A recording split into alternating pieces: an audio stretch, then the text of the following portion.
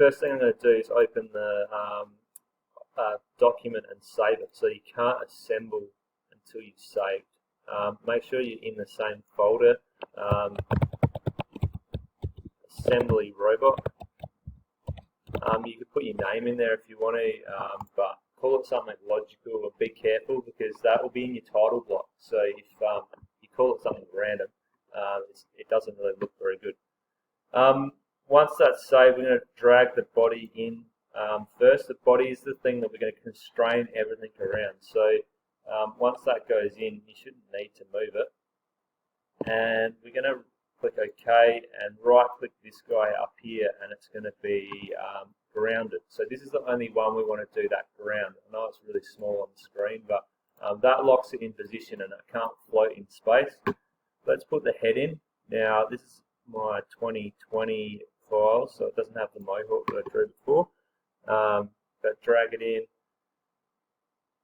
The key to putting these in is don't try and align them exactly where they want to be now, because that's just wasting your time if you're trying to get it spot on. I'd pull it away from your work a bit, click OK, and then we're going to use the join feature, and we're going to rotate, zoom in, make sure that's in the center, and then find the top of the body, click, it'll bring it together, and then you can do, like, if you want it forward, back, angling left or right, and click OK, and that locks it into position from the head. So don't, when you insert that item, don't stress too much about getting it perfect until you put the joint on. The legs, so I'm going to drag the leg in. I'm going to use two of the same legs, so you have to be a bit patient with this.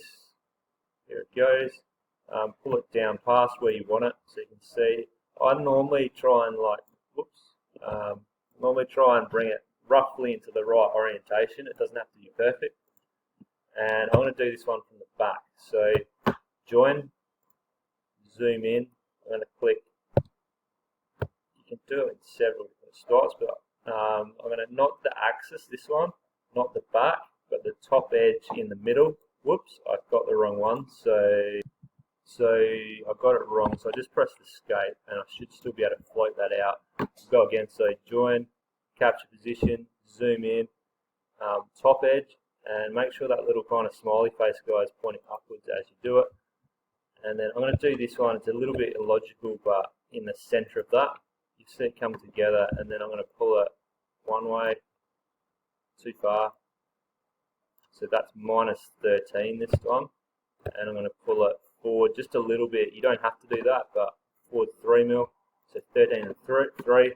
When I put the next one in, I'm going to do that in the opposite direction. So I'm going to bring it kind of out to where we can see it, rotate it roughly to the direction we want it. We'll go join, whoops, join, and zoom in. We're going to do this back one. Zoom in and to this one. So it's in the center. We're going to go across 13 mil.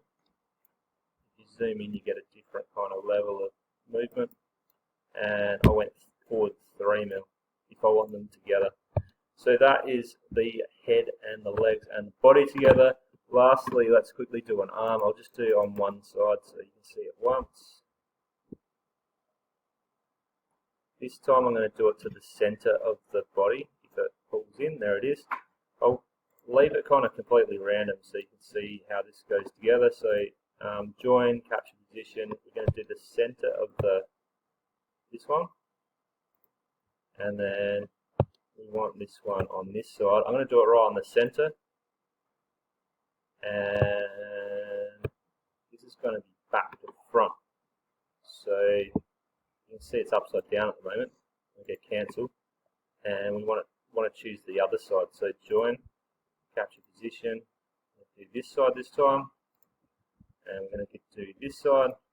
So right in the center, I'm going to flip that over. This is getting a bit confusing. There's a flip button down here, and then we can rotate, and we can bring this guy up to where we want it. I'd remember that upwards amount of height you put on it because that way you can match it on the other side.